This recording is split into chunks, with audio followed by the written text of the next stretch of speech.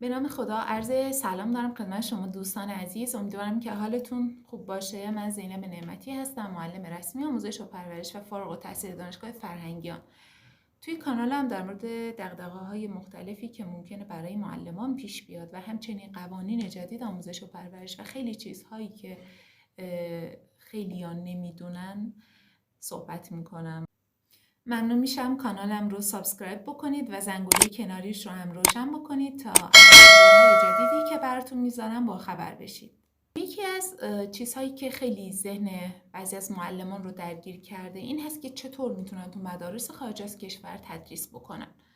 معمول ترین روشش به این صورته که معلمان باید توی آزمون‌های اعزام به خارج از کشور شرکت کنند. خب این آزمون‌ها درسته که وجود داره، ولی خب یه سری محدودیت‌هایی داره. مثلا اینکه هر ساله دیگه برگزار نمیشه به دلیل اینکه دانش آموزای ایرانی در خارج از کشور تعدادشون کمتر شده و نیاز به معلم هم به طبع کمتر شده، یا یه سری دلایل دیگه مثلا اینکه ظرفیت مدارس پر هست و نیازی به معلم نیست. برای همین چند سال یک بار برگزار میشه و خب این شرایط رو یه کمی سخت میکنه. از طرفی یه سری محدودیت هایی هم وجود داره، مثلا شرایطش سخته، باید حتما 10 سال سابقه تدریس تجربی داشته باشید تا بتونید توی این آزمون شرکت کنید. یکی دیگه از شرایطش که ممکنه به بعضی از معلم ها نخوره این هست که باید متأهل باشید و اینکه اگر خانم باشید همسرتون باید فرهنگی باشه. در غیر این صورت نمیتونید توی آزمون اعزام به مدارس خارج از کشور شرکت کنید. پس با این حساب شما نمیتونید روی آزمون‌های اعزام به خارج از کشور حساب بکنید. خب الان باید چی کار بکنید برای اینکه بتونید برید تو مدارس خارج از کشور تدریس بکنید؟ ممکنه برای بعضی سوال باشه که خب من چرا باید دوست داشته باشم برم مدارس خارج از کشور تدریس بکنم؟ ولی دوستان واقعا برای بعضی ها دغدغه هستش، یا نه بعضی از همکارا اصلا از این مسئله خبر ندارن. مثلا بعضی همکارا میخوان برن خارج از کشور تحصیل بکنن، ولی خب میان چیکار میکنن؟ مثلا میخوان برن دکترا رو یا ارشد رو خارج از کشور تحصیل بکنن، میان مرخصی بدون حقوق میگیرن. وقتی شما مرخصی بدون حقوق میگیرید، مثلا 2 سال، یا حالا اولا که مرخصی بدون حقوق رو هر سال باید تمدید بکنید، یعنی 1 سال به 1 سال، نهایتش هم 5 ساله. خب شما هر سال مجبورید تمدید بکنید. چه اتفاقی میفته؟ تو مرخصی بدون حقوق همونطور که از اسمش پیداست شما حقوقی دریافت نمی کنید. حالا این به کنار، مسئله مهمتر این هست که سالهایی که شما مرخصی بدون حقوق میگیرید کلا جزء سالهای خدمتتون حساب نمیشه، بنابراین مجبورید بیشتر خدمت بکنید تا بازنشست بشید. خب چیکار میتونید بکنید؟ یا اینکه مثلا اگه همسرتون خارج از کشور مشغول به کار هستن یا مشغول به تحصیل هستن، شما مجبورید از ایشون دور باشید. چیکار میتونید بکنید که بتونید تو مدارس خارج از کشور تدریس بکنید همزمان با برطرف کردن اون مشکلی که دارید؟ خب ببین دوستان، شما اگه میخواید برید خارج از کشور تحصیل بکنید، حالا اون کشورهایی که مدارس ایرانی دارن ها، اونم باید بهش توجه بشه. شما میخواید برید خارج از کشور تحصیل بکنید، دیگه نیاز نیست مرخصی بدون حقوق بگیرید. چی کار باید بکنید؟ همکاران عزیز دقت بکنید، توی این روش شما به صورت مأمور به مدارس خارج از کشور میرید و برخلاف روش اعزام به خارج از کشور با آزمون که در اون درآمد بیشتره، قبلا درآمد به صورت ارزی بود ولی خب تو سالهای اخیر گویا به صورت ریالی پرداخت میشه، اما میزانش به صورتی هست که بشه تو اون کشور مقصد زندگی کرد. اما تو روشی که من میگم، یعنی روش رفتن به صورت مأمور، شما حقوق خودتون رو میگیرید. ممکنه حتی حقوقتون کمتر هم بشه. مثلا یه شخصی که تو مناطق کمتر توسعه یافته تدریس میکنه، به طب دیگه وقتی میره خارج از کشور اون بند براش حذف میشه، یا بدی آب و هوا براش حذف میشه.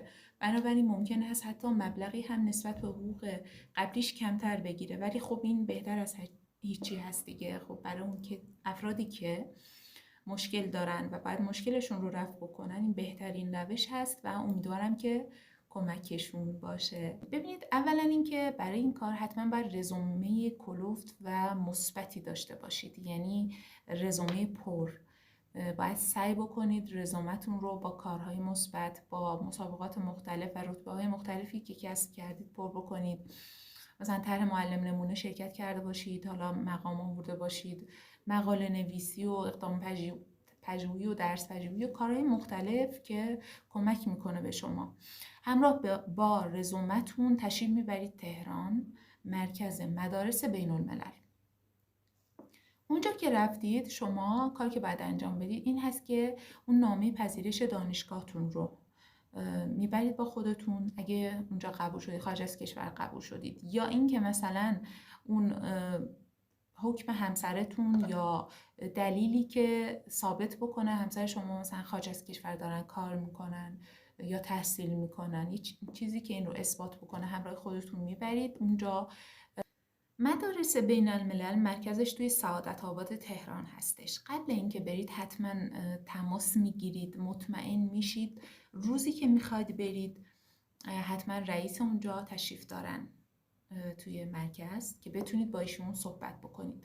همراه با مدارکی که گفتم، رزومه خیلی قوی و خوب، میرید پیششون و اونجا درخواست میدید میگید که مثلا از فلان کشور من پذیرش گرفتم، یا اینکه مثلا همسرم اونجا هستن. خلاصه یه چیزی که باعث شده شما بخواید برید اونجا. البته دلیل باید سنجیده‌ای داشته باشید برای این مسئله، وگرنه خب منطقی نیست که هر کسی دلش خواست پاشه بره اونجا. اصلا اون وقت در این صورت خیلیا میخوان برن و کسی تو ایران نمیمونه. ممکن اصلا معلمی نباشه که دلش بخواد دیگه اینجا بمونه تدریس کنه. باید برای رفتن یه دلیل خوب داشته باشید، یا تحصیل یا اینکه شغل همسر. بیشتر اینها رو مورد پذیرش قرار میدن.